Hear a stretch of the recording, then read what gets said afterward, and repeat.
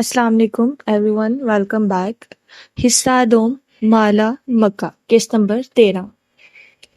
اس روز کے بعد میں نے جانا ایک انمٹ سچ۔ میں نے جانا کہ محبت ہر چیز نہیں ہوتی، یہ ایک جذبہ ہے جس کو بنا کسی درد کے محسوس کرنے کی نعمت ہر ایک کے پاس نہیں ہوتی۔ اکثر لوگ کہتے ہیں کہ محبت تمہیں آواز کر دے گی، لیکن نہیں۔ محبت ایک پنجرہ ہے، ایک اذیت سے بھرا پنجرہ۔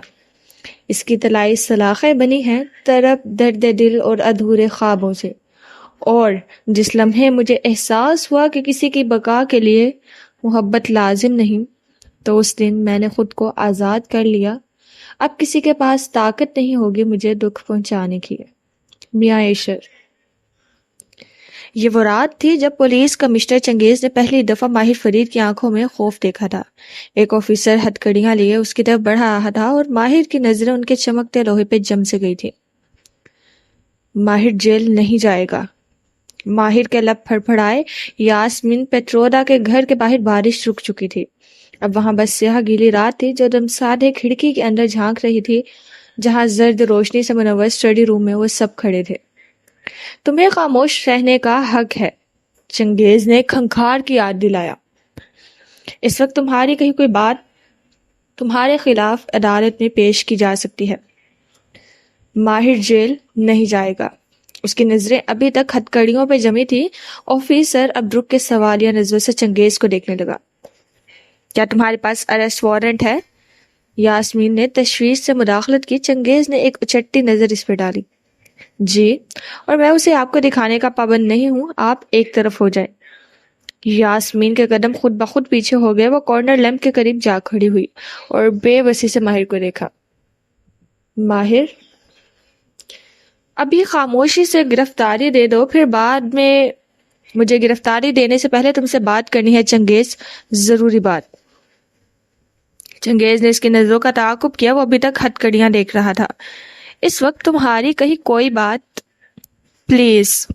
اس نے نگاہ اٹھا کے چنگیز کو دیکھا تو آنکھیں گلابی ہو رہی تھی۔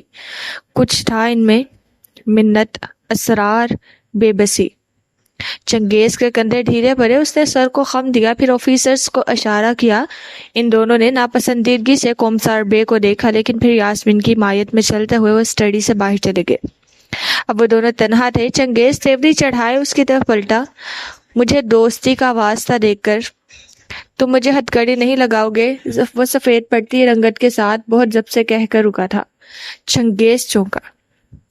تم جنایت، ہومیسائیڈ کیس کے متشبہ ہو، مجھے ہتھ کڑی نہ لگانے پہ سزا ہو سکتی ہے۔ میں فوبک ہوں۔ اس کی پیشانی پہ پسینہ تھا، بہت سا تھوک نکلا۔ اعتراف کرنا جیسے اس کے لیے بہت مشکل تھا۔ تم میرے ماضی سے واقف ہو۔ جب میں ذہنی امراض کے وارڈ میں داخل تھا، اس نے کرب سے آنکھیں بند کی۔ ایک تکلیف دہ خاموشی ہر طرف چھا گئی۔ پھر ماہر نے آنکھیں کھولی، گہری سانس خارج کی۔ مجھے ہتھ کڑی کا فوبیا ہے۔ تم میرے تھراپسٹ سے پوچھ سکتے ہو۔ اگر تم نے مجھے ہتھ کڑی لگائی تو مجھ سے کوئی ایسا غلط رد عمل سرزد ہو جائے گا جو میرا کیس خراب کرے گا۔ پلیز چنگیز۔ چنگیز چند لمحے بے بسی بھری تلخی سے اسے دیکھے گیا، اور میں سمجھتا تھا ماہر فرید کسی چیز سے نہیں ڈرتا۔ اس کے انداز میں طنز تھا۔ وہ خاموشی سے کھڑا لب کاٹ گیا۔ یہ آخری فیور ہے ماہر بے جو میں تمہیں دے رہا ہوں، اب مجھے میری جاب کرنے دو۔ دروازہ کھولا، اسے باہر چڑھنے کا اشارہ کیا۔ ماہر فرید نے تھرو صوفے پہ ڈال دیا، کوٹ کے بٹن بند کیا اور اٹھی گردن کے ساتھ باہر آیا۔ اس کا چہرہ بے تاثر ہو چکا تھا، البتہ رنگت بحال نہیں ہوئی تھی۔ ہتھ کڑیوں والا آفیسر تیزی سے آگے بڑھا، لیکن چنگیز نے اسے اشارہ کیا۔ اس نے ناگواری سے چنگیز کو دیکھا اور پھر بہت ضبط سے ہتھ کڑیاں جیب میں واپس ڈالیں۔ وہ ان تین افراد کے ہمراہ آگے بڑھا۔ وہ دونوں اس کے دائیں بائیں تھے اور چنگیز پیچھے۔ سامنے راہداری تھی جس کے اختتام پہ دروازہ تھا۔ چند گز کا سفر تھا، لیکن اس کے قدم بھاری ہو رہے تھے۔ ہر چیز جیسے سلو موشن میں ہو رہی تھی۔ میں تمہارے لیے کیا کر سکتی ہوں؟ ماہر کے قدم رکے۔ وہ تینوں بھی ساتھ ہی رک گئے۔ اس نے گردن موڑی۔ وہ راہداری میں پیچھے ایک ستون کے ساتھ کھڑی بھیگی آنکھوں سے اسے دیکھ رہی تھی۔ وہ کچھ کہنے لگا، پھر نظر میں کچھ اٹکا۔ ایک طرف لکڑی کا زینہ اوپر جا رہا تھا، زینے کے ساتھ دیوار پہ کچھ چسپاں تھا۔ اوپر سے نیچے آتے سیاہ رنگ کے سٹیکرز۔ مون فیزز، سیاہ کاغذ کے بنے چاند کے مختلف ادوار، حلال سے بدر اور بدر سے حلال. وہ چند لمحے ان کو دیکھے گیا. شبنم سے کہو ایڈوکیٹ ایاز بے کو پولیس اسٹیشن بھیجے. وہ مون فیزز کو دیکھتے ہوئے کہہ رہا تھا. یاسمین نے اس بات میں سر ہلا دیا. پھر اس نے چہرہ موڑ لیا. دروازہ قریب تھا. پولیس کارز باہر کھڑی تھی جن کی نیلی اور سرخ بتیاں جل بجھ رہی تھی. بارش رکے مدت بیت چکی تھی لیکن ساری دنیا بھیگ چکی تھی. جیسے کوئی سیلاب آ گیا ہو. ماہر نے کار میں بیٹھنے سے پہلے پلٹ کے ایک ملامتی نظر چنگیز پہ ڈالی. میں درست تھا. ماہر فرید کا کوئی اعتبار نہیں کرتا کہتے ہوئے وہ اندر بیٹھ گیا. Nothing personal. چنگیز نے شانے اچکا دی اور اس کے آگے دروازہ بند کر دیا. کار کے شیشوں پہ ابھی تک بارش کے قطرے جمے تھے. کشمالہ. زیار سلطان باہر کھڑا اسے پکار رہا تھا. وہ دونوں جہاں تھی وہیں کھڑی رہ گئی ایک دم شل ساخت. کشمالہ. اس نے دوبارہ گھنٹی پہ ہاتھ رکھا. مالا نے بے یقینی سے دروازے کو دیکھا. وہ تو پاکستان گیا تھا, اتنی جلدی واپس کیسے آ گیا؟ اور پھر لاؤنج میں بکھرے پھیلاوے کو اس کے جسم سے جان آہستہ آہستہ نکلنے لگی. 1 منٹ زیاد بھائی, رامین نے تیزی سے پکارا. مالا باتھ روم میں ہے, آ رہی ہے بس. دستک رک گئی. رامین اب تیزی سے لاؤنج میں بکھرے کاغذ سمیٹ رہی تھی. وہ جو شل کھڑی تھی جیسے ہوش میں آئی. جسم کا فائٹ یا فلائٹ رسپانس خود بخود حرکت میں آیا. نہ جانے کہاں سے اتنی طاقت آئی. اس نے خود کو رامین کے ساتھ آگے بڑھتے دیکھا. پھر تیز تیز ہاتھ چلنے لگے. لیپ ٹاپ بند کیا, آئی پیڈ بجایا, جلدی جلدی کاغذ اور نقشے سمیٹ کے کارٹن میں ڈالے اور کارٹن صوفے کے ایک طرف رکھا. رامین بھاگ کے کسی باتھ روم سے تولیے اٹھا لائی جو اس نے کارٹن پہ یوں ڈال دیے جیسے لانڈری ہو. دستک اب بند ہو چکی تھی. زیاد جیسے انتظار کر رہا تھا. کھولیں, رامین نے سرگوشی میں کہا. مالا ہراساں نگاہوں سے دروازے کو دیکھ رہی تھی. مالا دروازہ کھولیں. اس نے مالا کا بازو جھنجھوڑا. مالا نے بہت سا پھونک نکلا. پھر دروازے کی طرف قدم اٹھائے. ہر شے جیسے سلو موشن میں ہو رہی تھی. ہر قدم بوجھل تھا, ہر سانس دشوار تھی. اس نے بولٹ کھولا, پھر چٹخنی, پھر لاک. دروازہ کھولا تو سامنے زیاد کھڑا تھا. ایک کان سے فون لگائے, ایک ہاتھ میں ٹرالی بیگ پکڑے. وہ فون پہ کچھ کہہ رہا تھا. اسے دیکھ کے موبائل کندھے سے لگایا اور خفگی سے بولا, اتنی دیر لگا دی, مجھے جلدی تھی. فون واپس کان سے لگاتا ہوئے تیزی سے اندر آیا. پھر رامین کو دیکھ کے رکا. سوری زیاد بھائی, ہم مووی دیکھ رہے تھے ہیڈ فونز لگا کے. آپ کا گھر بھی اتنا گندا کر دیا میں نے. وہ بظاہر مسکراتے ہوئے تیز تیز کہہ رہی تھی. No problem, carry on. مجھے چیک بک چاہیے تھی, پھر میں جا رہا ہوں. وہ اجلت میں اپنے ہوم آفس کی جانب بڑھ گیا. کمرے کا لوک کھولا اور فون پہ عربی میں کچھ کہتے ہوئے اندر چلا گیا. دروازہ بند ہوا تو کشمالہ مبین کے سینے میں اٹکی سانس بحال ہوئی. کچھ کہنے کے لیے ہونٹ کھولے. رامین نے اس کا بازو دبایا. وہ دونوں صوفے کے ساتھ کھڑی تھی. رامین کی پنڈلیوں کے پیچھے تولیوں سے ڈھکا کارٹن رکھا تھا. ہوم آفس سے کھٹ پٹ کی آواز آ رہی تھی. دفتن زیاد سلطان باہر نکلا. ٹرالی بیگ وہ یقیناً اندر چھوڑ آیا تھا اور ہاتھ میں ایک چیک بک اور ایک فولڈر تھا. زیاد بھائی آپ بیٹھے, میں بس جانے والی تھی. نہیں آپ بیٹھے, مجھے کام کے سلسلے میں ریاض پہنچنا ہے, کل تک واپسی ہوگی. اس کا دماغ کہیں اور الجھا تھا. کھانا نہیں کھائیں گے؟ زیاد دروازے تک گیا ہی تھا جب کشمالہ مبین نے خود کو کہتے سنا. زیاد چونکے پلٹا. پھر وہ جبرن مسکرائے تو ہلکا سا مسکرایا. نفی میں سر ہلایا. نہیں مجھے جلدی ہے, کال پہ بتاؤں گا. وہ واقعی جلدی میں تھا. اس نے شاید مالا کی رنگت دھیان سے نہیں دیکھی تھی لیکن کچھ اور تھا جو اس کی نگاہ میں اٹکا تھا. وہ واپس مڑتے مڑتے ٹھہر گیا. نگاہ صوفے کے دوسرے حصے تک گئی. مالا کی نگاہوں نے تعاقب کیا اور پھر جیسے اس کا سانس رک گیا. صوفے کو کشن کے ساتھ ایک رول ہوا کاغذ دکھائی دے رہا تھا. اف, یہ کیسے یہاں رہ گیا؟ یہ کیا ہے؟ وہ ہم اپنا اپارٹمنٹ رینوویٹ کر رہے ہیں تو میں مالا کو اس کا ڈیزائن لے آؤٹ دکھانے آئی تھی. آپ کو دکھاؤں؟ رامین تیز تیز کہتی اس کاغذ تک گئی. اسے جھپٹ کے اٹھایا. پھر کبھی صحیح مجھے دیر ہو رہی ہے. زیاد اس اجلت میں باہر نکل گیا. دروازہ بند ہوا تو کشمالہ نے سینے پہ ہاتھ رکھا. ایک مقید سانس بحال ہوئی. وہ بے اختیار وہیں کارپٹ پہ بیٹھتی چلی گئی. اس کا سارا جسم ہولے ہولے لرز رہا تھا. رامین نے کھٹاکھٹ لاک واپس بند کیے. پھر اس کی طرف لپک کے آئی. میں اس سے کھانے کا پوچھ رہی تھی. اس نے بے یقینی سے رامین کو دیکھا جیسے خود پہ حیرانی ہو. میں اس سے کھانے کا کیسے پوچھ سکتی ہوں؟ وہ ایک قاتل ہے. وہ قاتل نہیں ہے. Relax relax. اس نے مالا کو کندھوں سے تھام کے چہرہ اب سامنے کیا. سانس لیں, گہرے سانس, جیسے آپ نے مجھے سکھایا تھا. اس نے آنکھیں بند کی، ہر طرف اندھیرا چھا گیا، پھر روشنی ہوئی۔ اب وہ اوشن میں تھی، سرما کی دھوپ میں درخت تلے کرسی ڈالے بیٹھی، ٹانگ پہ ٹانگ جمائے، نیلی ہائی ہیلز پہنے ہوئے تھی۔ لیپ ٹاپ سامنے کھلا تھا اور وہ مسکرا کے آنکھیں بند کی گہری سانس لے رہی تھی۔ تازہ روسٹ ہوئے کافی بینز کی مہک سارے میں پھیلی تھی۔ 1 2 3 اس نے آنکھیں کھولی، وہ اپنے فلیٹ میں تھی، رامین اس کے سامنے بیٹھی تھی۔ اب اس کا جسم کانپ نہیں رہا تھا۔ میں اس سے کھانے کا کیسے پوچھ سکتی ہوں رامین؟ اب بے یقینی غائب تھی، صرف حیرت تھی۔ رامین نے دھیرے سے ہاتھ نیچے گرا دیا۔ یہ آپ کا ریفلیکس تھا مالا، کیونکہ ہم لڑکیوں کو ایسے ہی بڑا کیا جاتا ہے۔ ہم اپنے گھر کے مردوں کے موڈ کے مطابق اپنا موڈ درست کرنے کی پریکٹس بچپن سے ہو جاتی ہے۔ ہم لڑکیاں ساری عمر اداکاری کرتی ہیں۔ اس نے سر دونوں ہاتھوں میں گرا دیا۔ خوف، بے یقینی، حیرت، سب ایک ساتھ حملہ آور ہوا تھا۔ میں اس دنیا کی سب سے بے وقوف عورت ہوں۔ وہ ایک نیم تاریک کمرہ تھا، ایک دیوار آئینے کی بنی تھی جو چھت پہ جلتی ٹیوب لائٹ کی روشنی میں دمک رہی تھی۔ وسط میں ایک بڑی میز تھی جس کے ایک طرف چنگیز بیٹھا تھا اور دوسری جانب ماہر کے ساتھ کرسی خالی تھی اور اس کا چہرہ بھی کسی قسم کے تاثرات سے خالی تھا۔ بس ٹیک لگائے، ٹانگ پہ ٹانگ جمائے وہ خاموش بیٹھا تھا۔ ہلکی بڑی شیف، قدرے باسی ہوئے بال اور آنکھوں میں بہت سی چبھن لی، وہ چنگیز کو دیکھ رہا تھا۔ 19 تاریخ کی صبح تم کہاں تھے؟ چنگیز آگے ہو کے بیٹھا ایک فائل کے صفحے پلٹاتے ہوئے پوچھ رہا تھا۔ ماہر نے جواب نہیں دیا، اس کی خاموشی میں ڈھٹائی تھی۔ یاسمین کے گھر سے گرفتار ہونے والا چہرہ اب بدل چکا تھا۔ ہمارے پاس بہت کچھ ایسا ہے جو تمہارے خلاف جاتا ہے۔ چنگیز سر جھکائے صفحے پلٹا رہا، چھری اور کین پہ تمہاری انگلیوں کے نشان، نیپکن پہ تمہارا ڈی این اے، تمہارا لائٹر۔ اس نے نگاہیں اٹھا کے افسوس سے ماہر کو دیکھا۔ میرے منع کرنے کے باوجود تم غالب نواز کے اپارٹمنٹ گئے تھے۔ سی سی ٹی وی فوٹیج کے مطابق دروازے پر تمہاری تلخ کلامی ہوئی تھی، تم اندر گھسنا چاہتے تھے، وہ تمہیں آنے نہیں دے رہا تھا، تم نے جوتے سے اس کا دروازہ بند ہونے سے روکا تھا۔ وہ آنکھیں چھوٹی کیے خاموشی سے اسے دیکھے گیا۔ تم غالب نواز کی اپارٹمنٹ بلڈنگ کے سامنے اسٹیک آؤٹ پہ بیٹھی میرے پولیس اہلکار سے بھی 3 دفعہ ملے ہو، اس کا بھی کیمراز میں ریکارڈ ہے۔ اہلکار کے بیان کے مطابق تم اس سے پوچھ تاچھ کرتے رہے تھے، اس کا کہنا ہے کہ اس نے تمہیں کچھ نہیں بتایا، لیکن مجھے یقین ہے تم نے اسے پیسے دیے ہوں گے۔ اس نے فائل بند کی اور پیچھے ہو کے افسوس سے ملامتی نظروں سے ماہر کو دیکھا۔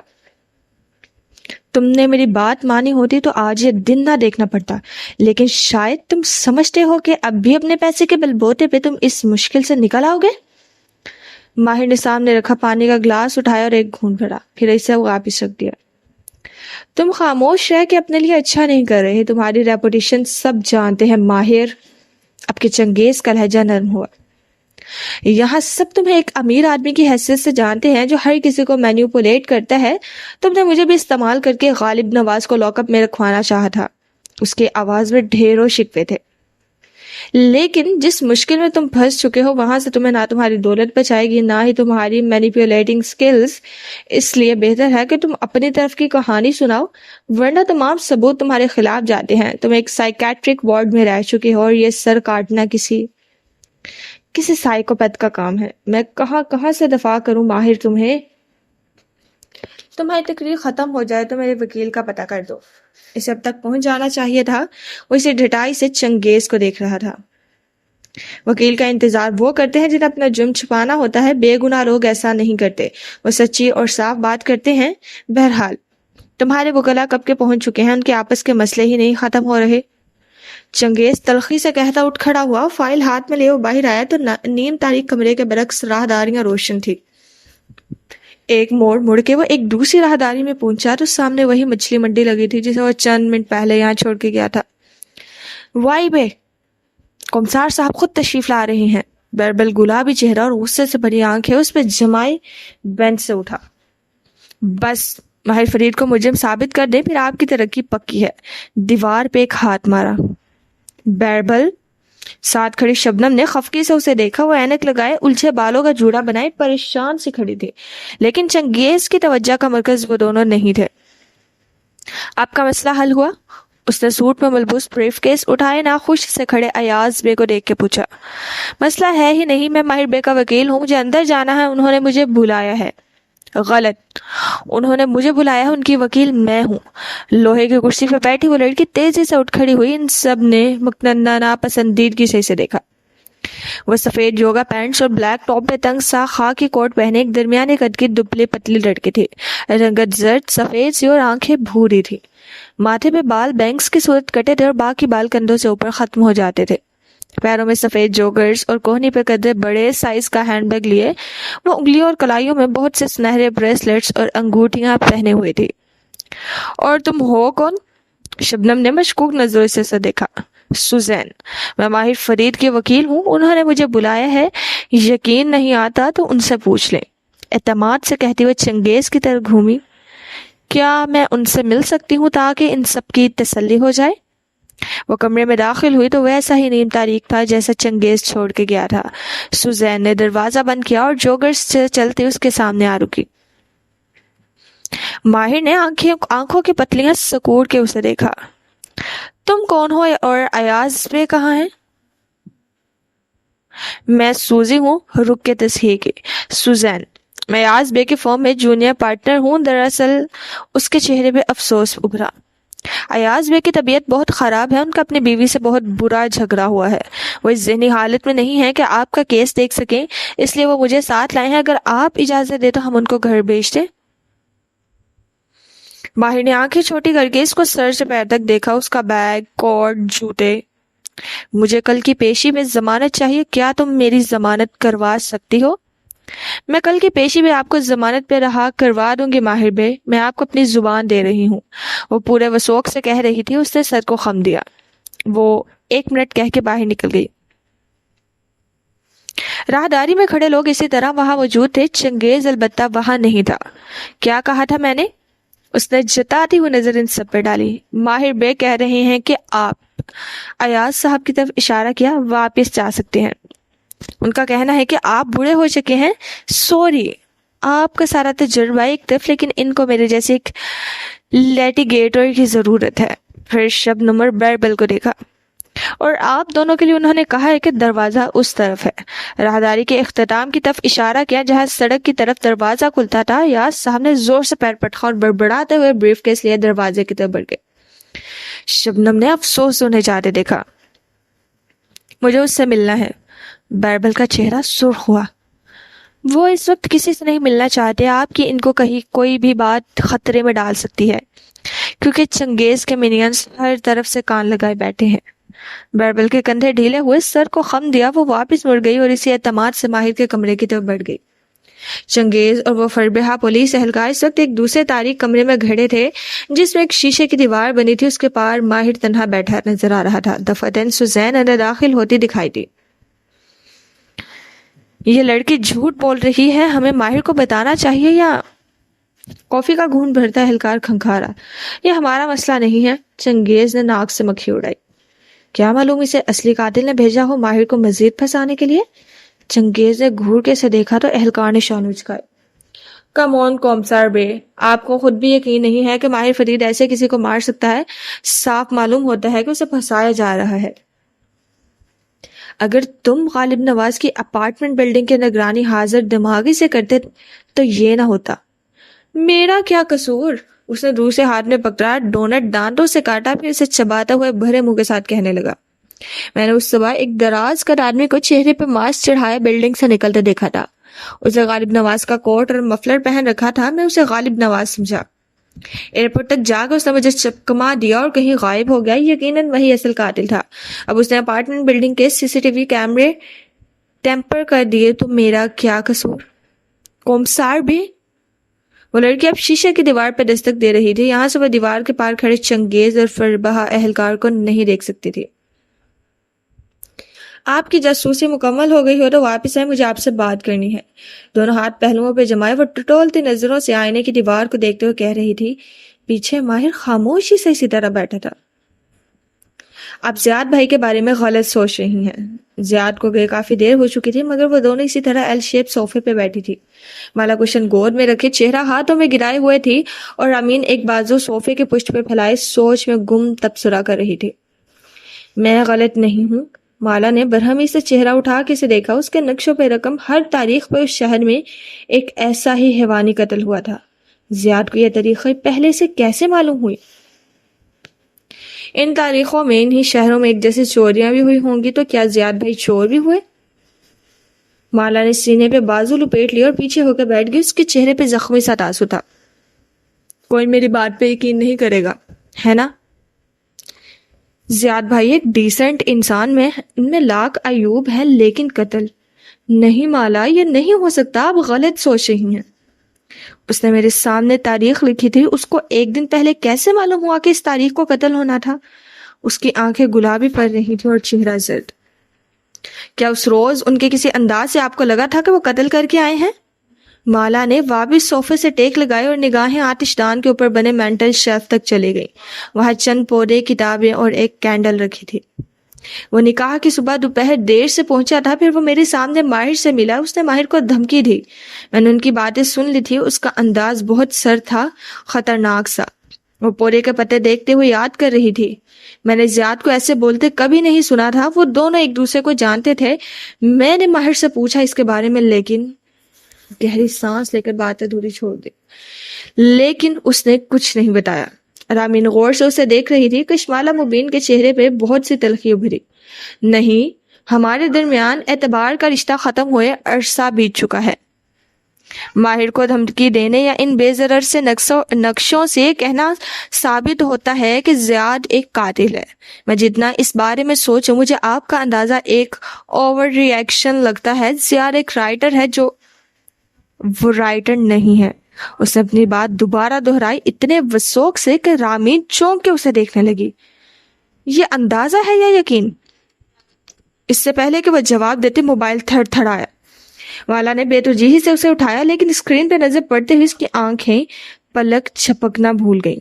غالب نواز کے نام کا لگایا گوگل الرٹ اسے ایک نئی خبر سے آگاہ کر رہا تھا جو ابھی بھی ایک ٹیبلٹ پہ ریلیز ہوئی تھی. ماہر، پولیس نے ماہر کو قتل کے الزام میں گرفتار کر لیا ہے. اس نے بے یقینی سے رامین کو دیکھا. ضیاء سلطان کی آواز سماعتوں میں گونجی تھی. نہیں ماہر بے، ابھی تم میرے کام کرنے کے طریقے کو سمجھے نہیں ہو. میں اور کشمالہ اپنی زندگی جئیں گے اور تم اپنی بہن کی یاد میں خوشبودار موم بتیاں جلاتے رہو گے. نیم روشن کمرے کی واحد ٹیوب لائٹ ان تینوں کے سروں پہ روشن تھی. اس کی روشنی ایسی تیز تھی کہ سر میں درد ہونے لگتا تھا. وہ دونوں چنگیز کے مقابل ساتھ ساتھ بیٹھے تھے. آپ نے میرے کلائنٹ کو ابھی تک چارج نہیں کیا؟ وہ اسپاٹ چہرے کے ساتھ کہہ رہی تھی. اگر چارج کرنے کا ارادہ ہے تو میں اپنے کلائنٹ کو لے کر جا رہی ہوں. وہ کرسی پہ آگے ہوئی جیسے اٹھنے لگی ہو. میں ماہر فرید کو چارج کرنے لگا ہوں. چنگیز نے ناگواری سے اس لڑکی کو دیکھا.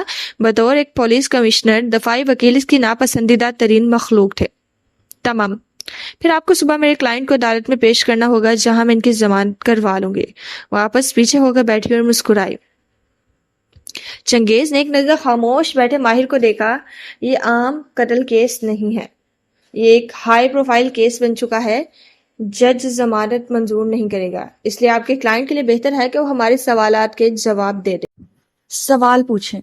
وہ دونوں اب چنگیز کو دیکھ رہے تھے. آپ 19 تاریخ کی صبح کہاں تھے؟ چنگیز نے اس کی آنکھوں میں دیکھا. آپ خاموش رہیں گے ماہر بھائی. سوزی کی آواز بلند تھی. ماہر نے کچھ نہیں کہا. اسی ڈھٹائی بھری خاموشی سے چنگیز کو دیکھے گیا. آپ قتل سے پہلے 3 دفعہ غالب نواز کی بلڈنگ میں کیوں گئے تھے؟ آپ جواب نہیں دیں گے. آپ کی غالب نواز سے کیا گفتگو ہوئی تھی؟ آپ جواب نہیں دیں گے. چنگیز نے دانت پہ دانت جما کے اسے دیکھا. آپ اپنے کلائنٹ کی مدد نہیں کر رہی ہیں، اس کا کیس خراب کر رہی ہیں. آپ جا کے میرے کلائنٹ کو چارج کریں. مجھے اب ان سے پرائیویٹ میں بات کرنی ہے. وکیل اور کلائنٹ کے پرویلیج کے تحت آپ کو ہمیں ایک ایسا کمرہ فراہم کرنا ہے جہاں آگے کو جھک کے سرگوشی کی، آپ کے ریکارڈنگ ڈیوائس نہ لگے ہوں. مسکرا کے پلکیں جھپکائیں. تھوڑی دیر بعد وہ ایک دوسرے کمرے میں بیٹھے تھے. یہ نارمل طریقے سے روشن تھا. میز کرسیاں لگی تھی اور دیواروں میں کوئی شیشہ نہ تھا. پولیس صبح آپ کو عدالت میں پیش کرے گی. اس سے پہلے آپ کو 2 اہم فیصلے کرنے ہیں. کیا؟ وہ دونوں آمنے سامنے بیٹھے تھے. درمیان میں میز تھی. پہلا فیصلہ یہ ہے کہ اس نے غور سے ماہر کو دیکھتے ہوئے ٹھہر ٹھہر کے الفاظ ادا کیے. آپ کو شیو کرنی چاہیے. شیو؟ اس نے بے اختیار بڑی ہوئی شیو کو چھوا. جج کلین شیو صاف ستھرے ملزم کو پسند کرتے ہیں. وہ کندھے اچکا کے پیچھے ہو کے بیٹھی. نو تھینکس, میں ایسے ہی ٹھیک ہوں. دوسرا فیصلہ یہ کہ آپ کیا پہنیں گے. وہ قلم انگلیوں میں گھماتے ہوئے اس کی آنکھوں میں دیکھ رہی تھی. آپ کو جج کے سامنے خود کو ایک سلجھا ہوا آرکیٹیکٹ ظاہر کرنا ہے. قلم لبوں پہ رکھ کے سوچا. ڈارک سوٹ, ویسٹ, ٹائی, کف لنکس, آپ کو مکمل تیار ہونا چاہیے. میرے پاس بہت سے ڈارک سوٹس ہیں سوزین ہانم. وہ بھی اس کی آنکھوں میں غور سے دیکھ رہا تھا. لیکن کل والا سوٹ مہنگا ہونا چاہیے. آپ کی ضمانت اس سوٹ منحصر ہوگی. افورڈ کر لیں گے ماہر بے؟ وہ آخر میں مسکرائی. آف کورس, جتنا مہنگا ہو جائے مجھے پرواہ نہیں. شبنم سے کہو وہ ارینج کروا دے گی. مجھے صرف رہائی چاہیے. کیونکہ وہ آگے کو جھکا اور اس کی آنکھوں میں دیکھتے ہوئے چبا چبا کے الفاظ ادا کیے. ماہر فرید جیل نہیں جائے گا. وہ مسکرا کے جگہ سے اٹھی اور بیگ لیے باہر کی طرف بڑھ گئی. اس کے بیگ پہ ایک سرخ سٹیکر لگا تھا جو آدھا پھٹا ہوا تھا. ماہر خاموشی سے سٹیکر کو دیکھے گیا, یہاں تک کہ دروازے کے پار گم ہو گئی. آپ کو یقین ہے کہ زیاد رائٹر نہیں ہے؟ رات اپارٹمنٹ کی کھڑکیوں کے باہر دھیرے دھیرے بھیگ رہی تھی. وہ دونوں کافی دیر ماہر فرید کی گرفتاری کی خبر پہ خاموش بیٹھی رہی تھی. ایک عجیب سی فکر مندی تھی جس نے کشمالہ مبین کو گھیر لیا تھا. اس شخص سے سارے شکوے, ساری بے اعتباری ایک طرف ہو گئی تھی. یاد تھا تو صرف زیاد کا وہ لہجہ جس میں اس نے کہا تھا, تم ساری عمر خوشبودار موم بتیاں جلاتے رہو گے. وہ جیل جانے کی بات کر رہا تھا. وہ ماہر کو ساری عمر جیل میں رکھنا چاہتا تھا. یہ سب اس نے کیا تھا. وہ دونوں ایک دوسرے کو جانتے تھے, یا کم از کم زیاد ماہر کو جانتا تھا. وہ سبرینا کا بوس تھا اور زیاد کا سبرینا سے کوئی ایسا تعلق تھا جسے وہ کور کرنے کے لیے منگیتر کا لفظ استعمال کرتا تھا. یقیناً دونوں کی کوئی مالا. رامین نے اسے سوچوں کے سمندر سے نکالا. وہ چونک کے اسے دیکھنے لگی تو رامین نے سوال دہرایا. مجھے ہمیشہ سے اس کا رائٹر ہونا کھٹکتا تھا, کیونکہ میں نے اسے کبھی اپنی نئی کتاب کے بارے میں بات کرتے نہیں دیکھا تھا. تم شاعری لکھتی تھی, تم ہمیشہ اپنی کتاب کے بارے میں بات کرتی تھی, جوش سے, خوف سے. جب تم سے لکھا نہ جا رہا ہوتا اور تم رائٹرز بلاک کا شکار ہو جاتی. زیاد ایسا نہیں تھا. اس نے بہت شروع میں 1-2 دفعہ کے بعد اپنے کام کے حوالے سے بات نہیں کی. مارکیٹنگ ایجنسی کے بارے میں وہ بات کرتا تھا, لیکن کتابیں, وہ یہ ذکر گول کر جاتا. شاید وہ شائع ہو. کچھ رائٹرز, وہ رائٹر نہیں ہے رامین. اس کا لہجہ قطعی تھا. اس نے ایک ہی کتاب لکھی تھی, لیکن وہ کتاب کہاں ہے؟ میں نے اس کی 1 کاپی فلیٹ میں نہیں دیکھی, لاہور والے گھر میں بھی نہیں, سامان میں بھی نہیں. کتاب آرڈر کرنے کا لنک انسٹاگرام پہ موجود ہے. ماہر نے آرڈر کرنی چاہیے, لیکن لنک ہمیشہ بروکن ہوتا ہے. لوگ 1-2 دفعہ ٹرائی کر کے اپنے انٹرنیٹ کا قصور سمجھ کے چھوڑ دیتے ہیں. میرے اصرار پر زیاد نے مجھے کتاب کا PDF بھیجا. میں نے چند چیپٹرز پڑھے تھے, لیکن جیسے اپنی بات واضح نہیں کر پا رہی تھی. وہ الفاظ زیاد کے نہیں تھے. زیاد تلخ ہے, پیسیمسٹ. وہ تاریخ پہلو دیکھتا ہے, اور وہ ایک نان فکشن کتاب تھی جو کسی آپٹیمسٹ نے لکھی تھی. مجھے لگتا ہے اس نے کسی اور کتاب سے لکھوائی تھی. رامین کا منہ کھل گیا. لوگ پیسے دے کر رائٹر بھی بن سکتے ہیں؟ پیسے سے دنیا کے اکثر مسائل حل ہو جاتے ہیں رامین. اس کا رائٹر ہونا صرف ایک کور ہے تاکہ اس کے پاس ٹریولنگ کا بہانہ ہو, کیونکہ رائٹرز کو ویزے آسانی سے مل جاتے ہیں. اس نے اپنی ویب سائٹ, بلاگ, کتاب کی تصویریں ہر جگہ لگا رکھی ہیں. کوئی بھی اس کی پروفائل سرچ کرے تو بظاہر وہ ایک کامیاب رائٹر دکھائی دیتا ہے جس کے بہت سے فالوورز ہیں. نیو یارک ٹائمز کا ریویو بھی اس کی پروفائل کو 4 چاند لگاتا ہے. میں بھی اس کے فالوورز کی طرح اسی ریویو سے متاثر ہوئی تھی, لیکن شاید وہ بھی اس نے پیسے دے کر لکھوایا ہو. چند لمحے کے لیے اپارٹمنٹ کے لیونگ روم میں ایک اداس خاموشی چھا گئی. میں نے اتنا عرصہ زیاد کے لیے تمام ریڈ فلیگز نظر انداز کیے. اس کی تلخی, اس کا طنز, اس کا مجھے میری سکن اور عمر کا احساس دلانا. میں نے سوچا ہر شادی ایسی ہوتی ہے, عورتیں رہتی ہیں اس سب کے ساتھ, برداشت کرنا پڑتا ہے, مرد بعد میں ٹھیک ہو جاتے ہیں. لیکن نہیں, زیاد کی ہر بات میں کھوٹ ہے. وہ استنبول آیا تو مجھ سے جھوٹ بولا. اس نے جاب کے بارے میں جھوٹ بولا. جھوٹ اس کی ہر بات میں شامل ہے. میں اپنی ساری عمر اس کا سچ کھوجنے میں نہیں لگا سکتی. ایک دم جیسے سارے فیصلے ہو گئے. میں اس کے ساتھ نہیں رہوں گی. میں پاکستان واپس جا رہی ہوں. وہ اٹھ کھڑی ہوئی. اسے وہی کرنا تھا جو وہ ہمیشہ کرتی آئی تھی, فرار. اس کا کوپنگ میکانزم، ایک دفعہ وہ لاہور چھوڑ کے سعودی عرب گئی تھی تاکہ جادوگروں کی باتیں پیچھے رہ جائیں، اس دفعہ اسے زیاد کو چھوڑ کے واپس لاہور جانا تھا۔ مالا نے تیزی سے اپنا بیگ اٹھایا جو اتنے دن سے سامنے پڑا تھا اور جس کی کھلی زپ سے کپڑے ابلتے دکھائی دے رہے تھے۔ لیکن آپ زیاد کی اجازت کے بغیر ملک نہیں چھوڑ سکتی مالا۔ وہ جہاں تھی وہیں رک گئی، لب بے یقینی سے کھل گئے۔ ری انٹری، تمام الفاظ ختم ہو گئے۔ اسے زیاد کی بشرا ایپ سے ری انٹری بنوانی تھی، اس کے بغیر وہ اس ملک سے نہیں جا سکتی تھی۔ اگر وہ واقعی ایسا ہے جیسا ہم سوچ رہے ہیں تو کیا وہ آپ کو پاکستان واپس جانے دے گا؟ اس نے بے اختیار سر دونوں ہاتھوں میں تھام دیا۔ ایک دم ساری دنیا گول گول گھومنے لگی۔ وہ ایک قیدی تھی، وہ اپنی مرضی سے کہیں نہیں جا سکتی تھی۔ اب میں کیا کروں؟ زندگی ایک ہولناک سوال پوچھ رہی تھی۔ اداکاری، رامین سوچ کے بول رہی تھی۔ اگر آپ اس سے دور جانا چاہتی ہیں تو آپ کو تھوڑی سی اداکاری کرنی ہوگی، جیسا کہ میں نے کہا۔ ہم لڑکیاں اداکاری کرتے کرتے بڑی ہوتی ہیں۔ رامین کا دماغ تیزی سے کام کر رہا تھا۔ سب سے پہلے زیاد کو معلوم نہیں ہونا چاہیے کہ آپ اس کی اصلیت جانتی ہیں۔ مالا احتیاط سے نقشے اسی انداز میں رول کر کے کارٹن میں واپس ڈال رہی تھی۔ فلیش لائٹس کا شاپر بھی اندر رکھ دیا۔ قریب میں رامین فرش پر ویکیوم لگا رہی تھی۔ آپ خود کو نارمل ظاہر کریں گی جیسے آج کا دن کبھی آیا ہی نہ تھا۔ اپارٹمنٹ اب اپنی پرانی حالت میں واپس آ چکا تھا۔ صبح کی کرنیں کھڑکی سے جھانک رہی تھی۔ صاف ستھرا لیونگ روم، دھلا دھلایا کچن، خاموشی اور سکون۔ زیاد اگر واقعی ایک قاتل ہے تو وہ ایک خطرناک آدمی ہے۔ وہ بیڈ روم میں سنگھار میز کے سامنے کھڑی تھی، بے تاثر آنکھوں سے خود کو دیکھتے ہوئے برش سے چہرے پر سیٹنگ پاؤڈر لگا رہی تھی۔ اور خطرناک آدمی کو کمفرٹ کرنا زیادہ خطرناک ہو سکتا ہے۔ وہ نورا کے آفس کی طرف جا رہی تھی، سرمئی عبایا پہنے، ہاتھ میں چند کاغذ پکڑے جب موبائل تھڑ تھڑایا۔ اس نے رک کے فون نکالا۔ زیاد کا میسج جگمگا رہا تھا۔ میں کل شام تک پہنچ جاؤں گا۔ اوکے۔ انگلیاں میکان کی انداز میں چلنے لگی۔ اور تم کیسی ہو؟ آپ کو چند دن تک اپنے جذبات کو قابو میں رکھنا ہوگا اور اپنا مقصد نہیں بھولانا۔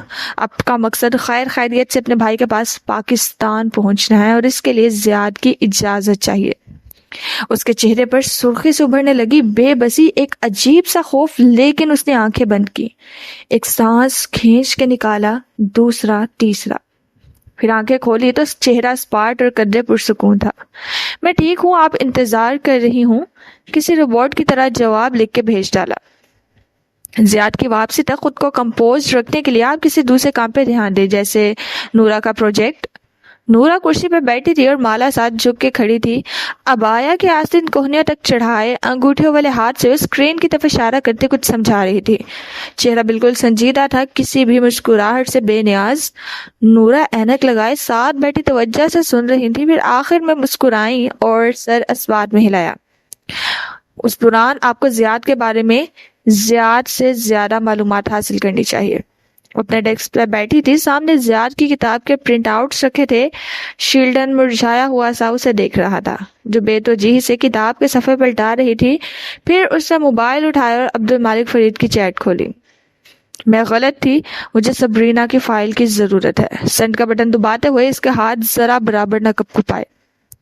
آپ کو کسی بھی تعصب سے پاک ہو کے زیاد سلطان کی ایک نئی پروفائل اپنے ذہن میں بنانی ہے۔ وہ کون ہے؟ وہ کیا کرتا ہے؟ وہ آفس ڈیسک پہ بیٹھی تھی، سامنے اسکرین پہ ایک سرکٹی لاش کی تصویر تھی۔ وہ اردن کا ایک مشہور عرب رائٹر تھا۔ دوسری ٹیب میں اس رائٹر کی بیٹی کا انسٹاگرام کھلا تھا، جہاں وہ اپنے باپ کی تیسری برسی پہ اس کی ادھوری کتاب سے اقتباس پڑھ کے سنا رہی تھی، جس کے باپ نے کئی برس پہلے اسے سنایا تھا۔ میرے پاپا کی موت کے وقت ان کے چوری ہونے والے مسودے کی ایک جھلک۔ مالا اس کے الفاظ سنتے ہوئے تیزی سے زیاد کی کتاب کے پرنٹ آؤٹس کے صفحات پلٹ رہی تھی۔ پھر ایک صفحے پہ وہ رکی، ویڈیو ریوائنڈ کی، ایک ایک لفظ سنا، پھر ایک تلخ مسکراہٹ اس کے لبوں پہ پھیل گئی۔ زیاد نے کتاب پیسے دے کر نہیں لکھوائی تھی، اس نے کتاب چوری کی تھی۔ وہ درست تھی، وہ رائٹر نہیں تھا۔ آپ نے زیاد کے تمام جھوٹ کھوجنے ہیں۔ وہ ساحل کے کنارے ننگے پاؤں چل رہی تھی، ہوا سے عبایا اڑ کے پیچھے جا رہا تھا، کانوں میں ایئر پوڈز لگے تھے۔ نیو یارک ٹائمز کے آرٹیکل کا وہ اسکرین شاٹ جو زیاد نے کسی تمغے کی طرح پوسٹ کر رکھا ہے وہ اس تاریخ کے اصل اخبار میں موجود نہیں ہے۔ لوگ اسکرین شاٹ سے متاثر ہو جاتے ہیں، کسی کے پاس اتنا وقت نہیں کہ برسوں پہلے کے اخبار کا جریدہ ڈاؤن لوڈ کر کے کراس چیک کرے۔ وہ تلخی سے رامین سے کہہ رہی تھی، اس کے انسٹاگرام فالوورز بھی فیک ہیں، خریدے ہوئے سب کچھ جعلی ہے، اس کا کام بھی، اس کی شخصیت بھی۔ آپ کو سبرینا والے کیس کو بھی ایک نئی نظر سے دیکھنا ہے۔ وہ اپارٹمنٹ کے اندھیر لاؤنج میں بیٹھی تھی، ایک مدھم لیمپ چل رہا تھا، لیپ ٹاپ گھٹنوں پہ رکھے وہ غور سے اسکرین کو دیکھ رہی تھی۔ ایک کے بعد ایک صفحے آگے جا رہا تھا، ایک سیاہ بالوں والا لیپ ٹاپ گھٹنوں پہ رکھے وہ غور سے اسکرین کو دیکھ رہی تھی۔ ایک کے بعد ایک صفحہ آگے جا رہا تھا، ایک سیاہ بالوں اور اونچی پونی والی مسکراتی ہوئی لڑکی۔ مجھے تم اونچی پونی میں اچھی لگتی ہو، زیاد نے کئی دفعہ کہا تھا۔ وہ اس کے اندر کس کا عکس ڈھونڈ رہا تھا؟ وہ فرید ہولڈنگ میں کام کرنے والی ایک سیکرٹری تھی، غیر شادی شدہ۔ اس کے قتل کے بعد پولیس کو دیے گئے اس کے خاندان کے بیانات اور اس کے کولیگز کے بیانات میں کسی منگیتر کا ذکر نہیں تھا۔ آپ کو ماہی کو کال کر کے اسے اعتماد میں لینا ہوگا، اس وقت آپ کو اس کی ضرورت ہے۔ وہ سمندر کے کنارے بیٹھی تھی، ریت پہ آلتی پالتی کیے ہوا سے پھڑپھڑاتا اسکارف بدک گردن تلے اڑس رکھا تھا، سن گلاسز آنکھوں پہ تھے اور فون کان سے لگایا تھا۔ کیسی ہو ماہی؟ اس کی آواز بھیگ گئی۔ عجیب ہے یہ بات کہ گھر والے، امریکہ میں کوئی فوتگی ہوئی ہے، مجھے حکم آ گیا ہے کہ جا کے اٹینڈ کروں۔ مطلب عباد خود تو کہیں جاتا نہیں، ہر وقت جاب کا بہانہ کہ چھٹی نہیں ملتی، اس کی جگہ یہ سب مجھے بھگتانا پڑتا ہے۔ کیسے میں اتنے چھوٹے بچے کے ساتھ جاؤں؟ کوئی میرا کیوں نہیں سوچتا؟ ماہی، اب میں نہ گئی تو سب کہیں گے اپنے بھائی کی شادی کے لیے یورپ چلے گئی، ساتھ ہی تو تھا امریکہ۔ ماہی آ سکتی تھی لیکن نہیں آئی۔ وہ تلخی سے بولے جا رہی تھی، یہ سب اس لیے میرے ساتھ یہ کرتے ہیں کیونکہ میں جاب نہیں کرتی، ان کو میں ایک فارغ ہاؤس وائف لگتی ہوں۔ حالانکہ اس نے دھیرے سے فون بند کر دیا، پھر سر گھٹنوں میں دے دیا۔ آپ کو معید کو بھی اعتماد میں لینا ہوگا، وہ آپ کا بھائی ہے، اس وقت وہ آپ کی سب سے بڑی سپورٹ بنے گا۔ وہ ڈوز کافی شاپ میں بیٹھی تھی، میز پہ کافی کا بھرا ہوا انچوا کپ رکھا تھا، وہ ایئرپورٹس کانوں میں لگائے خاموشی سے سن رہی تھی۔ ماہی کو سمجھاؤ یار، معید ناخوشی سے کہہ رہا تھا۔ میں ہنی مون پہ ہوں، کچھ دن ریلیکس کرنا چاہتا ہوں، مگر جب میں نے فیملی گروپ میں تصویریں بھیجی تو وہ وہی بات کرنے لگ گئی۔ باغ یار، ایک باغ ہی تو تھا، دے دوں گا پیسے، میری زندگی کی پہلی خوشی ہے، اس میں ضروری ہے کہ وہ مجھے ٹینشن دے، اوپر سے وہ شفق کے ساتھ بھی ایسے بہیو کرتی ہے کہ… اس نے ایئرپورٹ کان سے نکال کر میز پہ رکھ دیا۔ اس میں معید کی آواز ہنوز ابھر رہی تھی لیکن اب وہ نہیں سن رہی تھی۔ دور دور تک میزوں پہ چند لوگ بیٹھے تھے، شارٹس میں ملبوس آدمی اپنے اپنے لیپ ٹاپ پہ کام کر رہے تھے، کہیں کوئی گروپ بیٹھا کسی بحث میں مشغول تھا، کہیں آئی پیڈ اٹھائے سیاہ عبایوں والی لڑکیاں تھیں جو اپنی کافی کی تصویر کھینچ رہی تھی۔ سب کی اپنی دنیا تھی اور وہ اپنی دنیا میں اکیلی تھی۔ زیاد کی واپسی پہ آپ خود کو بالکل نارمل ظاہر کریں گی، ایسے جیسے کچھ ہوا ہی نہ ہو۔ وہ میرون چوڑی دار آستین والی لمبی قمیض، ٹراؤزر میں ملبوس ہم رنگ دوپٹہ اوڑے کچن میں کھڑی تھی، بال ایک طرف ڈال رکھے تھے، چہرہ ہلکے میک اپ سے سجا ہوا تھا، البتہ آنکھیں اسی طرح اسپاٹ تھیں۔ آپ اس کا ویسے ہی استقبال کریں گے جیسے پہلے کرتی تھی۔ مالا نے پین کا ڈھکن اٹھا کے دیکھا، اندر سے خوشبودار بھاپ نکل کے چہرے پہ آئی، بھاپ چمٹی تو چاؤمین کی شکل دکھائی دی۔ اس نے ڈھکن بند کیا اور چولہا آف کر دیا، باہر بیل ہوئی تھی، وہ پہنچ چکا تھا۔ اگر اس کو آپ کے موڈ کو دیکھ کے کوئی شک ہوگا تو آپ طبیعت کی خرابی کا بہانہ بنائیں گے۔ زیاد سلطان اور مالا کچن ٹیبل پہ آمنے سامنے بیٹھے خاموشی سے کھانا کھا رہے تھے، چاپ سٹک کے پلیٹ سے ٹکرانے کی آواز ہر شے پہ غالب تھی۔ دونوں کے درمیان گلدان میں پھول رکھے تھے اور موم بتیاں جل رہی تھی۔ تم چپ چپ ہو، مالا نے چونک کے اسے دیکھا، پھر زبردستی ہلکا سا مسکرائی۔ کچھ نہیں، بس ذرا سر میں درد ہے اور کمر میں بھی، نگاہیں جھکا کے پلیٹ پہ مرکوز کر دی۔ جب زیاد آپ کی طرف سے مطمئن ہو جائے تو آپ پاکستان جانے کا کوئی بہانہ بنائیں گی، کسی کی شادی، کسی کی فوتگی، کچھ بھی۔ نگینا آنٹی کی طبیعت کیسی تھی؟ آپ بہت جلد واپس آ گئے؟ اب ٹھیک تھی، سرجری ہونی تھی وہ ہو گئی تھی تو آ گیا۔ زیاد مطمئن نہیں ہوا تھا، وہ بغور اسے دیکھ رہا تھا۔ ہم نے ان کو یوں اکیلا چھوڑ دیا ہے، وہ چاپ سٹک چلاتے ہوئے چہرہ جھکائے کہہ رہی تھی۔ میں سوچ رہی تھی مجھے ان کے پاس چند دن گزارنے چاہیے، وہ کیا سوچیں گی کہ میں ان کے پاس بالکل نہیں رہی؟ زیاد نے آنکھیں چھوٹی کر کے اسے غور سے دیکھا، بولا کچھ نہیں، البتہ پلیٹ سے ہاتھ کھینچ لیا۔ آپ اسے بالکل بھی شک نہیں ہونے دیں گی کہ آپ کو اس پہ شک ہے۔ آپ اوشن میں ہر کرائسس بہت اچھے سے ہینڈل کر لیتی تھی مالا، چند دن کی اداکاری ہی تو ہے، آپ کر لیں گی۔ اور سب سے بڑا مسئلہ یہی ہے رامین کہ میں اداکاری کرنے میں بالکل اچھی نہیں ہوں۔ مالا کچھ بھی ہو جائے آپ اسے اس کے کسی جھوٹ کے بارے میں نہیں پوچھیں گے۔ وہ کیا سوچیں گی کہ میں ان کے پاس بالکل نہیں رہی، ان کی کوئی خدمت نہیں کی؟ وہ پلیٹ پہ چہرہ جھکائے کہہ رہی تھی، امی کے پاس تو لازم اور ابو دونوں ہیں۔ زیاد کی نظر مالا کے ہاتھوں میں تھی، وہ پلیٹ میں چوپ سٹکس گھما رہی تھی، کھا نہیں رہی تھی۔ ہاں لیکن مجھے بھی وہاں ہونا چاہیے تھا۔ زیاد اس کو گہری نظروں سے دیکھتا پیچھے ہو کے بیٹھا۔ تم پاکستان جانا چاہتی ہو؟ مالا نے نگاہ اٹھا کے اسے دیکھا، ان کی نظریں ملی، کچھ تھا اس کی آنکھوں میں۔ مالا کچھ بھی ہو جائے آپ اسے اس کے کسی جھوٹ کے بارے میں نہیں پوچھیں گی۔ ہاں کچھ دن کے لیے نگینا آنٹی کے پاس کچھ دن رہوں گی، ماں سے بھی ملوں گی، شاید میں ماں کے لیے اداس ہوں۔ تمہاری ماں کون سا وہاں موجود ہے، ایک قبر ہی ہے۔ زیاد سلطان کے چہرے پر زمانے بھر کی تلخی در آئی۔ زیاد، اس نے چاپ سٹک زور سے پلیٹ میں رکھی، آنکھوں میں زخمی سا تاثر ابھرا۔ ماں کی قبر میرے لیے میری ماں کا گھر ہے۔ ابھی تو تم ٹریول کر کے آئی ہو، پھر ایک نیا خرچہ۔ زیاد نے سر جھٹک کے وسط میں رکھے بروسٹ کے ڈش سامنے کی اور سٹک کاٹنے والی چھری اٹھائی۔ مالا کچھ بھی ہو جائے آپ اس سے اس کے کسی جھوٹ کے بارے میں نہیں پوچھیں گے۔ خرچہ اپنے پیسوں سے کروں گی، آپ سے تھوڑا ہی مانگ رہی ہوں۔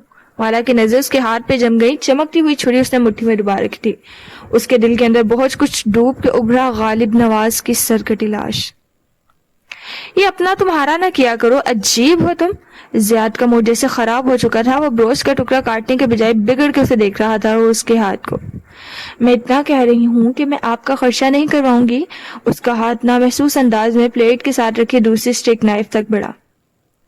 بات خرچے کی نہیں ہے، تمہیں ہر کچھ دن بعد کہیں جانا کیوں ہوتا ہے؟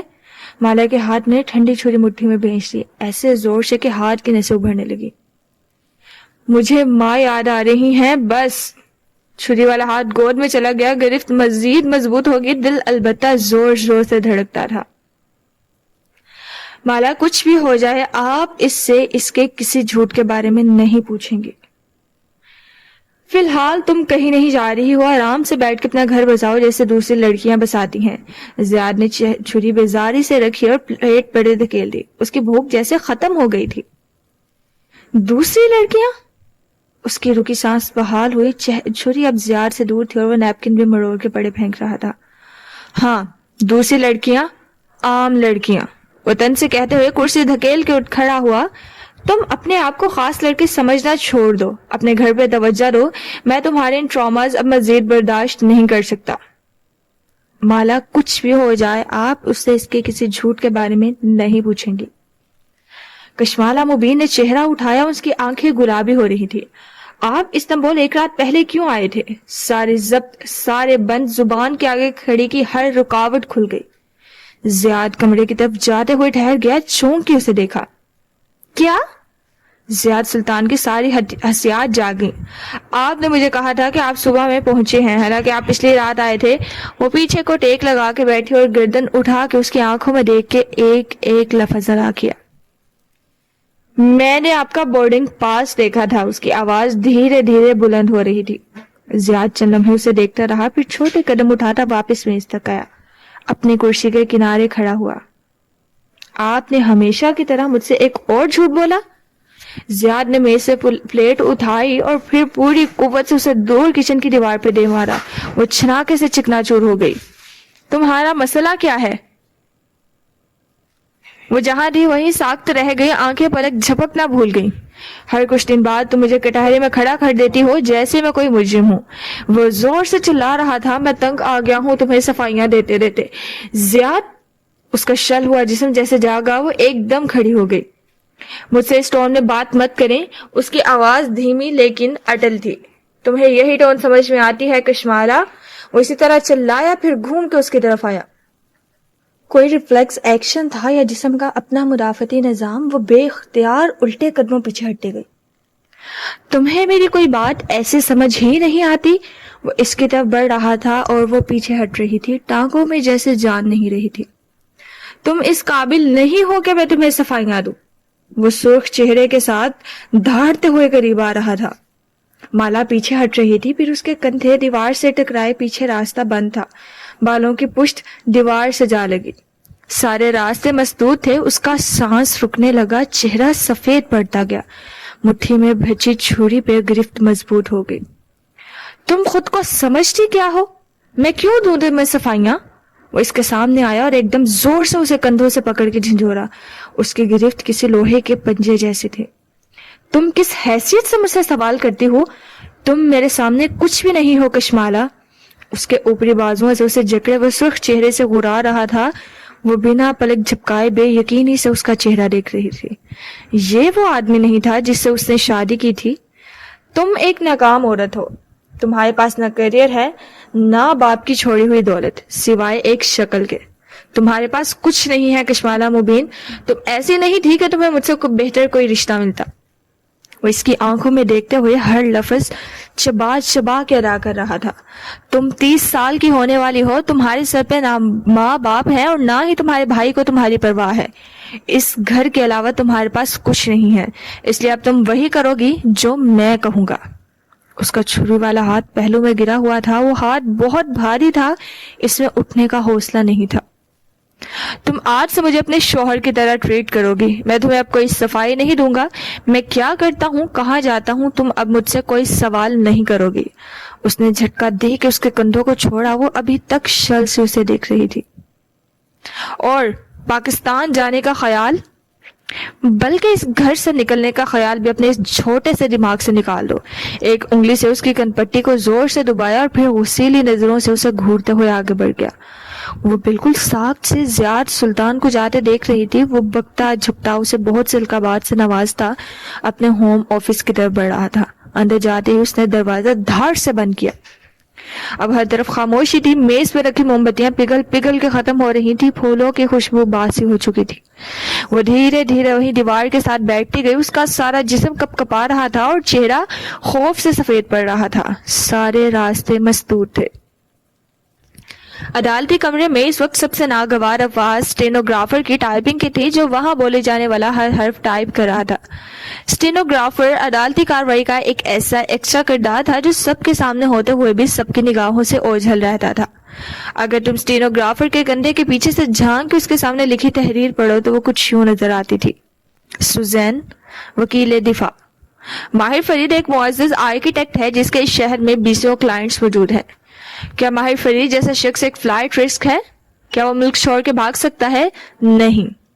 ایسے میں معزز عدالت کو اس کی ضمانت منظور کرنے میں کیا قباحت ہو سکتی ہے؟ اسٹینوگرافر کی انگلیاں کھٹ کھٹ چل رہی تھی، اس کی مشین سے نگاہ اوپر اٹھائی تو عدالتی کمرے کا منظر دکھائی دیتا تھا۔ جج صاحب اپنے روسٹرم پہ بیٹھے تھے، گاؤن پہنے، اینک لگائے، وہ ہاتھ میں پکڑے کاغذوں کا مطالعہ کر رہے تھے۔ یہ ضمانت کی سماعت تھی، اس لیے کمرہ چھوٹا تھا اور اس میں زیادہ رش نہ تھا۔ صرف پروسیکیوٹر اور وکیل دفاع اپنے ایسوسیٹس کے ساتھ موجود تھے۔ تماش بینوں کی عقبی کرسیوں پہ بیربل فرید اور شبنم براجمان تھے۔ استغاثہ کی طرف کی کرسیاں خالی تھیں۔ غالب نواز کی پولیس آفیسر منگیتر ملک میں نہیں تھی اور اس کی ہنوز واپسی نہیں ہوئی تھی۔ ماہر دفاعی ڈیسک پہ بیٹھا تھا، بڑی ہوئی شیف کا نفاست سے خط بنائے، گیلے بال پیچھے کو جمائے، وہ گہرے گرے سوٹ میں ملبوس، ٹانگ پہ ٹانگ جمائے سکون سے کاروائی دیکھ رہا تھا۔ اس کے بوٹ، کف لنکس، ٹائی پن، عرشیں دمک رہی تھی، وہ سٹک بھی جو اس کے ساتھ رکھی تھی۔ عزم معاب، سوزین اپنی تقریر جاری رکھے ہوئے تھی۔ وہ جج کے سامنے بنے پلیٹ فارم پہ کھڑی تھی، ماتھے پہ کٹے بال اور اونچا جوڑا بنائے۔ آج اس نے سفید سوٹ پر سیاہ گاؤن پہن رکھا تھا اور ماہر کی نظر سوزی کے ٹخنوں تک گئی۔ پیروں میں سیاہ اونچی ہیلز والے اسٹائلیٹوز تھے۔ میرے کلائنٹ نے حال ہی میں کارتال میں اپنی نئی عمارت کا آغاز کیا ہے۔ یہ عمارت میری کلائنٹ کی کیریئر کا ایک اہم سنگ میل ہے۔ اس عمارت کو چھوڑ کے بھاگنے کا مطلب ہے کیریئر کی خودکشی۔ کیا ماہر فرید جیسا ورک ہولک شخص ایسا کر سکتا ہے؟ چہرہ موڑ کے تن سے پروسیکیوٹر صاحب کو دیکھا۔ پروسیکیوٹر صاحب کی تقریر کے برعکس ماہر فرید کے پاس لوگوں کو قتل کرنے کا وقت نہیں ہے۔ وہ اس وقت کوئی بھی ایسا کام نہیں کر سکتا تھا جس سے کیف کو نقصان پہنچے، اور نہ ہی وہ بھاگ کے اپنی کریڈیبلٹی خراب کرے گا۔ آپ سب بار بار یہ بھول جاتے ہیں کہ میرا کلائنٹ اس سارے قصبے میں اصل وکٹم ہے. بازو بڑھا کے ماہر کی طرف اشارہ کیا. وہ ابھی تک ٹھیک سے چل نہیں سکتا. جج سمیت سب کی نگاہیں ماہر فرید تک اٹھی. وہ جو ٹانگ پہ ٹانگ جمائے بیٹھا تھا, چہرے پہ بہت سی بیچارگی لیے کندھے افسوس سے اچکا دیے اور ایک ہاتھ سے واکنگ سٹک مزید اپنے قریب کر لی. آپ کا کلائنٹ چند دن پہلے تک دوڑ بھی رہا تھا اور جس کی سٹک نکل آئی ہے. پروسیکیوٹر صاحب نے تلخی سے لقمہ دیا. سوزی نے پلٹ کے انہیں بہت افسوس سے دیکھا. آپ ایک ڈسیبلڈ شخص کے جسمانی تکلیف کا مذاق اڑا رہے ہیں. افسوس. میں اس کومنٹ پہ آبجیکشن کرنا بھی اپنے کلائنٹ کی توہین سمجھتی ہوں. پھر واپس جج کی طرف مڑی. ہماری دوسری استدعا یہ ہے کہ کھنکھار کے گلا صاف کیا. باش کامسر چنگیز کو اس کیس کی تفتیش سے ہٹا دیا جائے. عقبی کرسیوں پہ بیٹھا چنگیز اپنا نام لے جانے پہ بری طرح چونکا. گردن اونچی کر کے دیکھا. یہاں سے اگلے نشست پہ بیٹھے ماہر کے سر کی پشت دکھائی دیتی تھی. ماہر نے پلٹ کے نہیں دیکھا, سو اس کے چہرے کے تاثرات نہیں دیکھ سکتا تھا. آپ کو تفتیشی افسر پر اعتراض کیوں ہے؟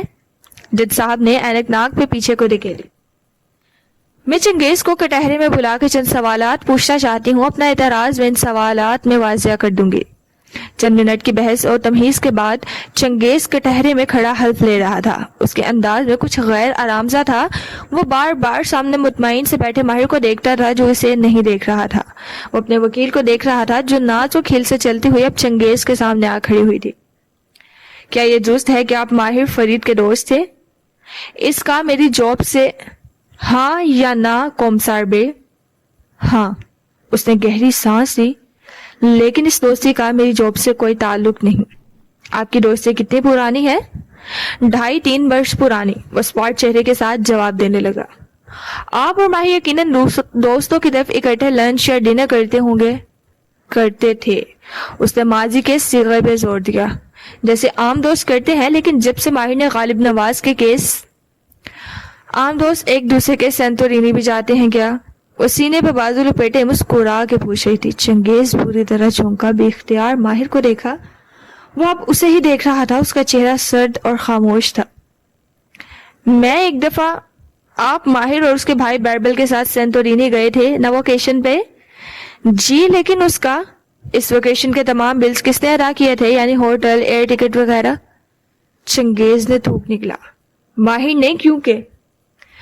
کیونکہ امیر دوست ہمیشہ خود بل ادا کرتے ہیں. کاش میرے بھی ایسے امیر دوست ہوتے. مسکرا کے پلکیں جھپکائیں.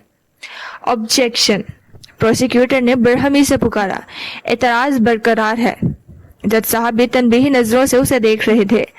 تمام سوری. اس نے مسکرا کے ہاتھ اٹھا دیا اور واپس گواہ کی طرف متوجہ ہوئی. میرے کلائنٹ آپ کو آپ کی جانبداری پہ اعتراض ہے. اس کا کہنا یہ ہے کہ آپ اس سے اور اس کی دولت سے جیلس ہیں اور ہر وقت اس کو مینیپولیٹ کرنے کی کوشش کرتے ہیں. اس کیس میں بھی آپ یہی کریں گے؟ آبجیکشن. وکیل دفاع حقائق سے دور جا رہی ہیں. وہ کومسار بے کی جانبداری ثابت نہیں کر سکتی. میں اسی طرف آ رہی ہوں. وہ مسکرا کے چند قدم اوپر کھڑے چنگیز کو دیکھ رہی تھی. کیا یہ درست ہے کہ گرفتاری کے وقت آپ نے ماہر فرید کو ہتھکڑی نہیں لگائی تھی؟ چنگیز پوری طرح چونکا. بے اختیار پیچھے بیٹھے ماہر کو دیکھا. ماہر پہلی دفعہ مسکرایا. اس کی آنکھوں میں دیکھ کے ایک پرسکون مسکراہٹ. نہیں, کیونکہ چنگیز ہکلایا. قانوناً آپ کو جنایت قتل کے ملزم کو ہتھکڑی لگانی چاہیے تھی. ماہر فوبک ہے اس لیے. اس کی پیشانی پہ پسینہ آنے لگا. بے اختیار ماہر کو دیکھا. پھر جج کو ہتھکڑی سے ڈرتا تھا اس لیے. ماہر فرید قدرے کھنکھارا, قدرے آگے ہوا اور مسکرا کے چنگیز کا چہرہ دیکھا. ماہر فرید کسی چیز سے نہیں ڈرتا. تم میری تھراپسٹ سے پوچھ سکتے ہو. اگلے چند میں اسٹینوگرافر اس ڈانٹ کو ٹائپ کرتا رہا جو جواباً جج صاحب نے ملزم کو عدالتی کاروائی کے درمیان میں بولنے پر پلائی تھی. اس نے درخواست کی تھی کہ اسے ہتھکڑی نہ لگائی جائے کیونکہ وہ فوبک ہے. چنگیز پھیکے چہرے کے ساتھ کہہ رہا تھا. گرفتاری کے وقت کہیں ہر بات ریکارڈ پر ہونی چاہیے. آپ کے ساتھ اس وقت 2 پولیس اہلکار بھی تھے. کیا کسی نے ان کی یہ درخواست سنی تھی؟ نہیں. چنگیز نے ایک زخمی نظر اس پر ڈالی. وہ ڈھٹائی سے مسکرا رہا تھا. آپ نے اپنے دوست کے لیے نرم رویہ رکھا یا آپ اس کو ایک رعایت دے کر اپنے تابع کرنا چاہتے تھے؟ دونوں صورتوں میں میرے کلائنٹ کو آپ کی جانبداری پہ شک ہے چنگیز بے. وہ جج کی طرف بہت ادب سے متوجہ ہوئی. ماہر فرید قانون کی پاسداری کرنے والا شہری ہے. وہ نہیں چاہتا کہ وہ کسی کے ہاتھوں میں استعمال ہو. اس لیے ہماری عدالت سے استدعا ہے کہ نہ صرف ماہر کی ضمانت منظور کی جائے بلکہ ایک ایسے افسر کو اس کیس پہ تعینات کیا جائے جو اپنا کام ایمانداری اور اسٹینوگرافر کی کھٹ کھٹ میں اس کی آواز مدھم ہوتی گئی. کمرہ عدالت سے سب سے پہلے سرخ چہرے کے ساتھ نکلنے والا شخص چنگیز تھا. باہر بینچ پہ بیٹھا فربا پولیس آفیسر اسے دیکھتے ہی اٹھ کھڑا ہوا. ایک ہاتھ میں کافی کا کپ اور دوسرے میں گرم گرم ہاٹ ڈاگ تھا. سوری سر، ہمیں خبر مل گئی ہے. اس نے افسوس سے چنگیز کو دیکھا. عدالت نے ماہر کو ضمانت پہ رہا کر دیا ہے کیونکہ چنگیز جو آگے بڑھ رہا تھا تیورا کے گھوما اور گھور کے اسے دیکھا. کیونکہ اس نے تھوک نکلا. آپ نے اس کو ہتھ کڑی نہیں لگائی تھی. چنگیز چند لمحے کھڑا اسے گھورتا رہا. تم واقعی اتنے بے وقوف ہو یا بنتے ہو؟ مطلب تمہیں واقعی سمجھ نہیں آیا کہ جج نے ضمانت کیوں منظور کی ہے؟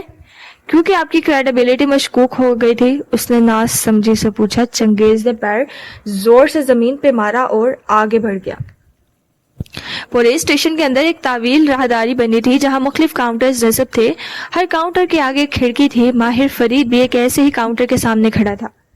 کھڑکی کے باہر بیٹھے آفیسر نے ایک باکس اس کی طرف بڑھایا. اس میں اس کی تمام اشیاء تھیں: گھڑی، موبائل، چابیاں، والیٹ. شکریہ. اس نے مسکرا کے آفیسر کو دیکھا اور باری باری تمام چیزیں اٹھانے لگا. تبھی قدموں کی آہٹ پہ سر اٹھایا.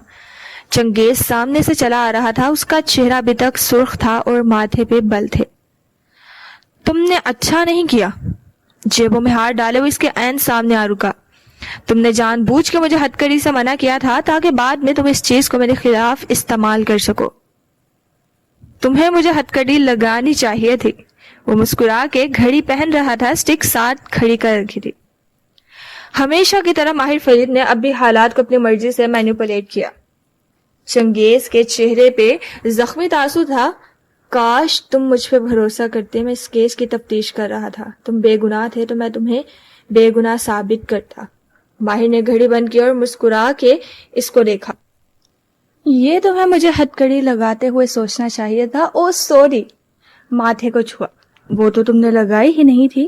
پھر دھیرے سے اس کے کندھے کو دھکا. Nothing personal. اور والیٹ جیب میں ڈالتے ہوئے اسٹک کی مدد سے لنگڑا کے چلتا ہوا آگے بڑھ گیا. میں اچھی طرح جانتا ہوں کہ جج نے تمہیں کیوں رہا کیا ہے. ماہر کے قدم زنجیر ہوئے. گہری سانس لے کر وہ چنگیز کی طرف پلٹا. کیونکہ تم نے اپنی جاب ٹھیک سے نہیں کی تھی قومسار بے. لیکن چنگیز نے تنزیہ مسکراہٹ کے ساتھ نفی میں سر ہلایا.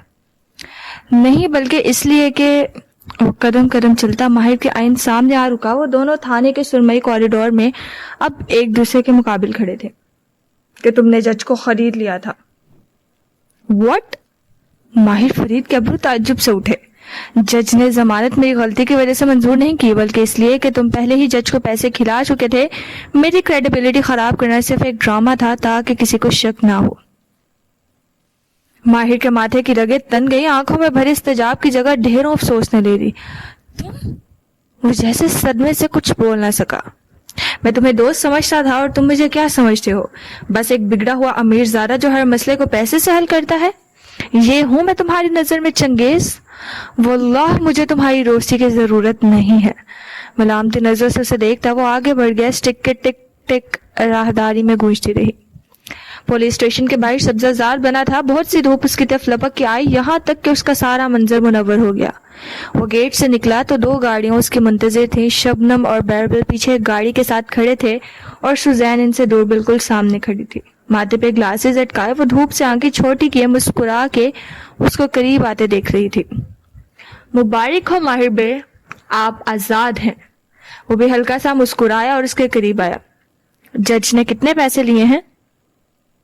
دھیمی آواز میں پوچھا. اتنے.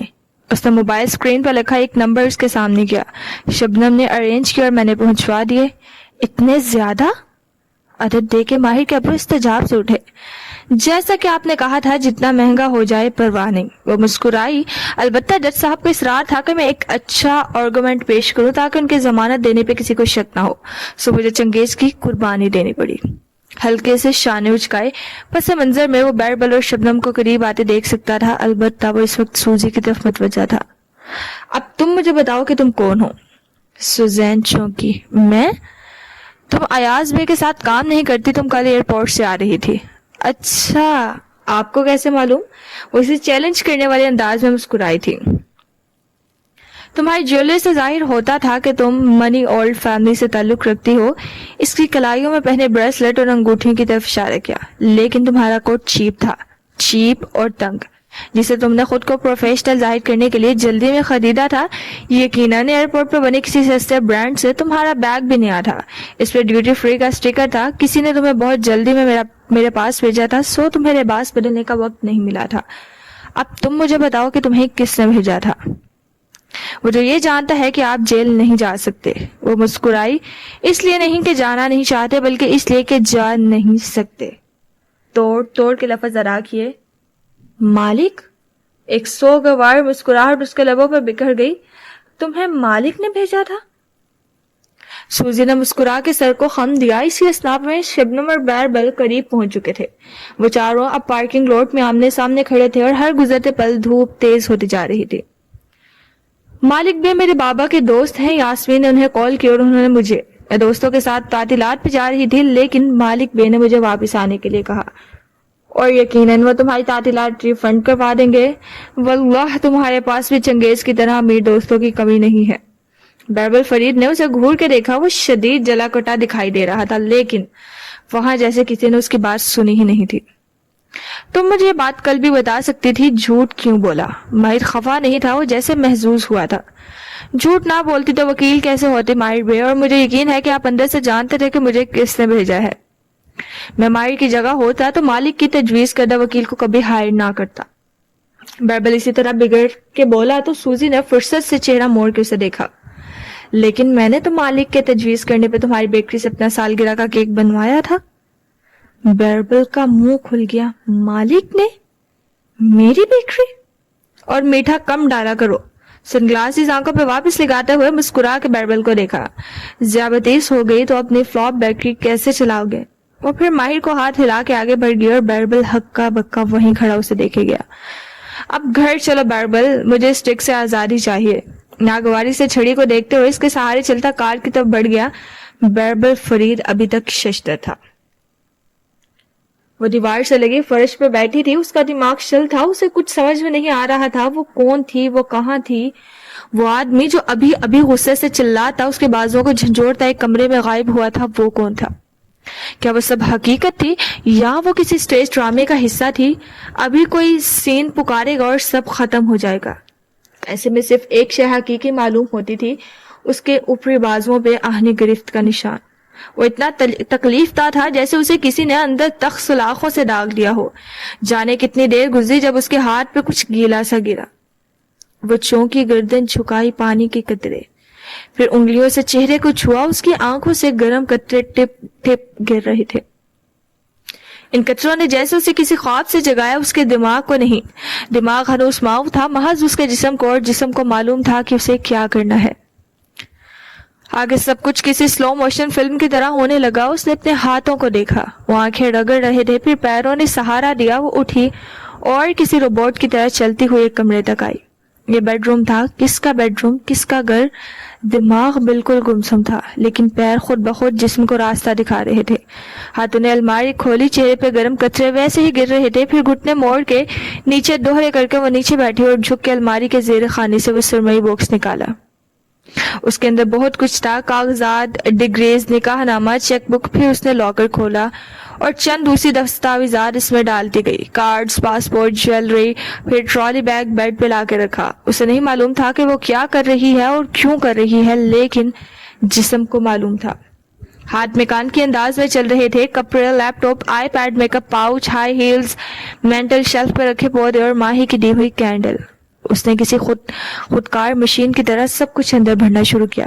زپ بند کی اور کھونٹنی سے عبایا اتارا، لیکن پہنا نہیں۔ اسے بازو پہ لپیٹ کے اس کمرے کے باہر رکی جہاں وہ مرد اندر گم ہوا تھا۔ اندر سے ٹی وی چلنے کی آواز آ رہی تھی، یا شاید وہ اس کا کمپیوٹر تھا۔ پانی ہنوز آنکھوں سے گرتا تھوڑی سے نیچے ٹپک رہا تھا۔ اس نے ہونٹ کھولے، لیکن الفاظ ختم ہو گئے۔ بازوؤں کا درد سوا ہو گیا، وہ خاموشی سے باہر نکلی۔ مالا کو نہیں معلوم تھا کہ وہ کہاں جا رہی ہے، لیکن جسم کو معلوم تھا۔ اس نے خود کو لفٹ میں داخل ہوتے دیکھا، پھر لفٹ سے نکلتے ہوئے، پھر ایک شناسا دروازے کے سامنے رکتے ہوئے، انگلی گھنٹی پہ رکھی، آنکھیں گیلی تھی اور دماغ یہ یاد کرنے سے قاصر تھا کہ یہ کس کا فلیٹ تھا۔ دروازہ کھولا اور ایک مرد کا چہرہ دکھائی دیا۔ یہ کون تھا؟ رامین۔ رامین کو بلا دے ہارون بھائی پلیز، اس نے خود کو کہتے سنا۔ رامین کون تھی؟ رامین تو پاکستان چلی گئی ہے۔ اس کا لہجہ روکھا سا تھا۔ مالا نے ناز سمجھی سے اسے دیکھے گئی، دماغ نے اسے جھنجھوڑا۔ رامین کون تھی اور یہاں اس وقت اس کے گھر کے سامنے کیوں کھڑی تھی؟ کیوں؟ بدک حلق سے نکلا۔ اس کی فیملی میں ایمرجنسی ہو گئی تھی، میں بھی صبح چلو جاؤں گا۔ دروازے پہ یوں ہاتھ رکھ کے کھڑا تھا جیسے اسے بند کرنے کی جلدی ہو، چہرے پہ رکھائی بھرا تاثر تھا۔ مالا کی نگاہیں جھکی، دروازے کی اوٹ سے شوریک دکھائی دے رہا تھا، ترتیب سے قطار میں لگے جوتے، رامین کے زرد کوٹ شوز، سامنے ایک جامنی پرس۔ اس نے مرد کو دیکھا، پھر جوتوں کو، پھر بدک جسم نے، چہرے پہ مسکراہٹ طاری کی۔ شور کوئی مسئلہ نہیں، میں اسے کال کر لوں گی۔